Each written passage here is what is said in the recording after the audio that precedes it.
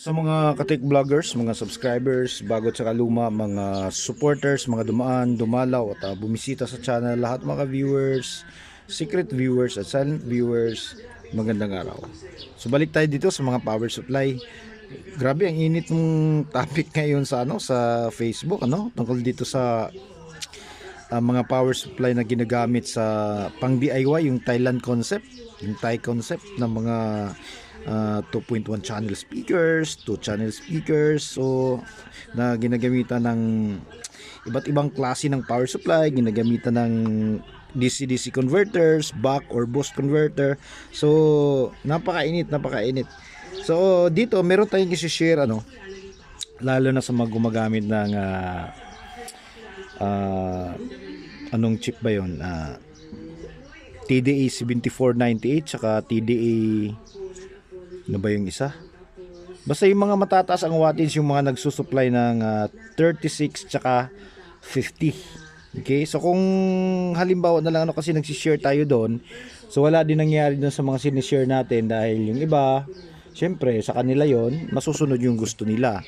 Yung iba naman nagsisend tayo ng mga videos galing sa YouTube, sinishare natin sa kanila para mas maunawaan at maiintindihan nila kung ano yung pros and cons kapag ganito yung mga ginagamit nila. So yung iba naman ay hindi nila pinapanood. So wala rin. So dito lang talaga para sa mga followers natin dito sa YouTube, mga subscribers natin, mga viewers natin na naniniwala dito sa channel natin. Meron tayong kunting i-share sa inyo kung ano ba yung isa sa mga pinakamagandang gamiting power supply para doon sa mga high powered class D amplifier na nagsusupply ng maximum na 36 tsaka 50 volts. Okay, kasi ang mga supply na yan, yung mga circuit na yan ay ang lalawak ng supply range. Yung iba from 18 to 50, yung iba naman from 15 to 36, from 12 gumagana pa rin. Okay? So kung hindi kayo sigurado, katulad ng sinasabi ko dati sa video, na alamin nyo kung yung power supply ba na gagamitin nyo ay pang audio amplifier or supply ng CCTV o pang ilaw. Okay? So katulad na lang dito. Ayan, ganito yung mga hitsura na ginagamit sa mga Thai concept ng mga DIY ganito. So ito, ayan laki ng marka LED. Okay? LED. Okay? So gamit to para sa LED lighting, yung mga LEDs. Ito yung mga ginagamit ng ganitong power supply. Kung ano yung trabaho nito, tsaka ano yung kaibahan ng LED lighting power supply sa audio amplifier power supply, katulad nito tsaka ito, mapapanood nyo po yan doon sa mga nakaraang video natin. Okay? Na nagkukumpara tayo kung ano yung trabaho ng halimbawa na lang doon yung i-review ko lang konti. Yung LED lighting switch mode power supply ay constant current. Itong mga ganito natin na audio amplifier power supply ay constant voltage. Okay? So kung ano yung ibig sabihin niyan, constant voltage saka constant current, mapapanood nyo po yan doon sa nakaraang video natin. Okay, siguro mga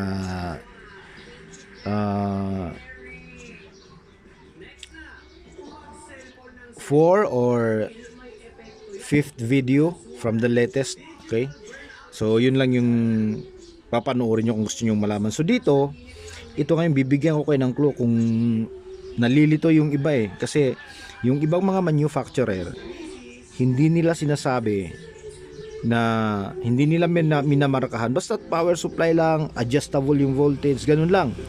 Walang nakalagay kung hindi nila sinasabi kung ito ay para lamang exclusive para sa CCTV tsaka LED lighting. Ito naman ay para sa exclusive para sa amplifier. Okay?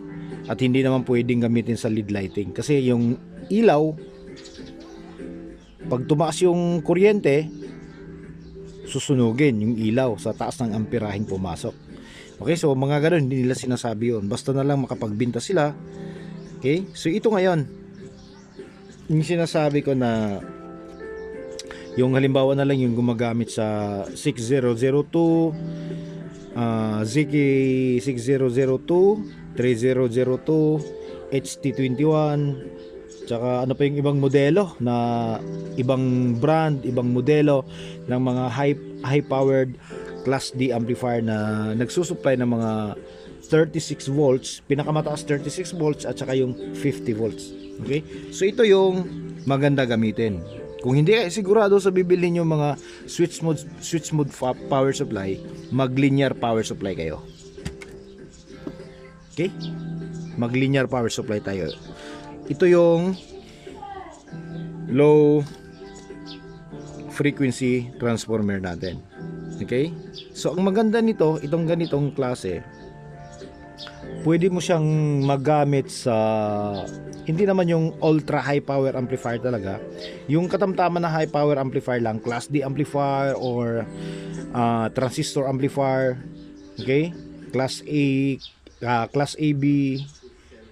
So magagamit natin to kasi ito, kung titingnan natin siya, nakahiwalay yung kanyang 0.25. So yung 0.25 na yan, yung 0 tapos 25 volts AC, kapag dumaan po yan ng dumaan ng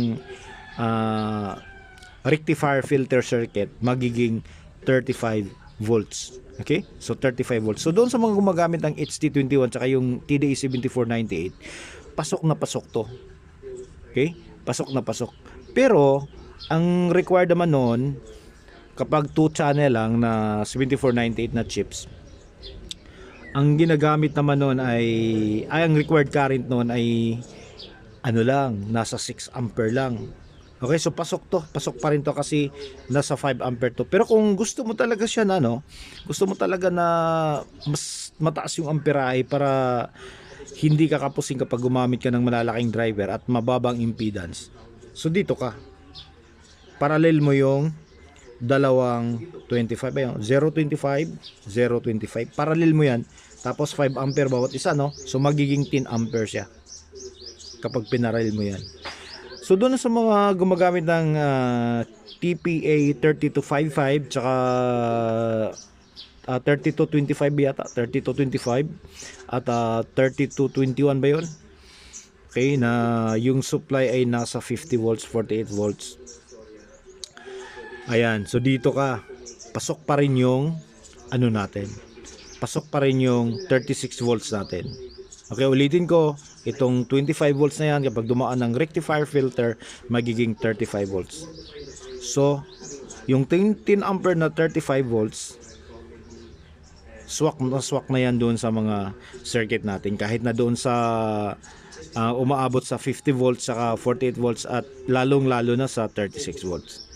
Okay, pero hindi ito pwedeng gamitin doon sa 24 volts lang supply. Okay, so sabihin naman ng iba po, pwede gagamit ng buck converter. So hindi ko po inaano yung buck converter, hindi ko nire-recommend na gumamit ng buck converter kasi meron din tayong video noon, doon makikita nyo kung gaano kaingay yung buck converter at saka ang lakas po mag-consume ng amperahe noon. Okay, lalo na kung yung input sa output ay malayo yung gap. Okay, so mga gumagamit ng nagsusupply ng amplifier na merong supply na 36 volts saka 48 or 50, so ito yung swak. Okay, dahil nasa 35 volts, 10 ampere, parallel mo lang. Pero kung gumamit ka ng 7498 na yung wattage noon, yung 7498A 160 watts per channel. So pwedeng dalawa yung amplifier mo, yung 2 channel lang yung stereo lang na 7498. So pwedeng 2 channel ka. Itong isa para sa isang channel at para sa isang amplifier board. Ito naman para sa isang amplifier board. Halimbawa gusto mong mag-quadro, mag 4 channel. Kasi yung TDA 7498 na 160 watt per channel, yung ko kung anong, kalimutan ko na yung modelo nitong nung board na to, ay stereo po yon. Okay, stereo yon. Tapos kung gustong mag 4 channel, ulitin ko, pwede mong gamitin yung kabila 5 ampere, 36 volts at 35 volts yung kapag dumaan na kapag nagiging DC na siya, pati yung kabila. So pwedeng tig-iisa hiwalay-hiwalay ng supply. So ito yung maganda gamitin. Ayan, para hindi ka na malilito, okay? Hindi ka mabudol doon sa, kung hindi ka sigurado sa bibilin mong switch mode power supply. So pwede kang linear power supply na lang, tapos kabitan mo na lang ng rectifier filter. Marami namang nabibili online. Tapos kung gusto mong gamitin naman to sa split power supply, so pwede rin. Maraming mga power supply na mga transistor amplifier na gumagamit ng 36 volts yung supply, 38. So pasok pa rin to mga ganito yung 35. Kaya lang kapag siniris mo na to, okay, yung amperahe niya permanente na 5 ampere lang yan siya. Hindi katulad nung pagpaparalil mo, yung dalawang 5 magiging 10 ampere. Ito naman, dalawang 5 kapag sisiris mo, ganun pa rin. Tataas lang yung ano niya. Okay, magiging split lang yung supply niya, pero yung amperahe ganun pa rin. Okay? So ayan siya. So dito tayo, ayan o. Tingnan nyo naman tong power supply natin para sa mga viewers doon sa Facebook, ano, lalong-lalo na sa mga DIYer group na mga grupo. Ayan. So meron din tayong ano, baka sabihin nyo na wala tayong mga, kasi sinusubukan din natin yan kung ano yung mga magiging resulta. So ito, katulad nito 5 volts. So, alam nyo ba kung gaano kataas yung current nito, yung amperahe nito, yan o, 40 ampere. So supply po to ng lead. Okay? Para sa ilaw po to, para sa ilaw. So paano gagamitin para magamit natin doon sa 24 o sa 12 volts? So kakabitan naman natin ng ano, boost converter. Okay, so kakabitan natin ng boost converter, yung 40 ampere na yan, kahit na wala pang load tayo, wala pa tayong load na amplifier, mababawasan na yung amperahe na yan ng 40 ampere. Mababawasan na kapag dumaan na dito sa converter natin, DC-DC converter. Okay, so panibagong konsumo na naman ng amperahe kapag mayroon ka ng circuit na nakaload dito sa output. Okay, so ayan yan. Tsaka hindi lang yan, kung halimbawa na lang ano, yung 5 volts, tapos 5 volts napakataas ng amperahe, di ba? Tapos mababa lang yung voltahe. Halimbawa ito 5 volts. Tapos gusto natin magpalabas dito ng 24. So yung gap nito ang layo. 5 volts yung input, 24 yung output. So napakalayo ng gap. Yung gap na yan, ang epekto niyan dito sa power supply dito, babagsak ng mataas yung ano, babagsak ng mataas yung amperahe niya. Dahil yung amperahe na kukunin niya dito, ito yung gagamitin niya para mailabas yung tamang voltahe dito, yung mataas na voltahe. So yun yung mga mangyayari. Kaya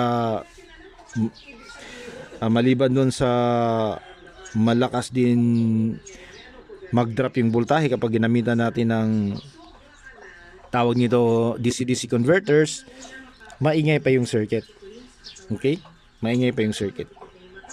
Ayan yung mga kadahilanan. Kaya ulitin ko,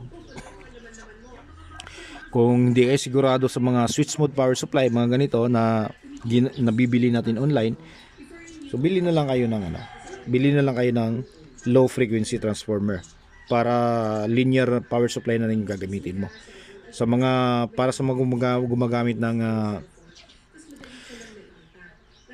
3002, 6002, tsaka yung HT21, tsaka ano ba yung ibang chips pa, ulitin ko lang ano, na mga class D amplifier na may supply na 36 volts tsaka 48, 50 volts.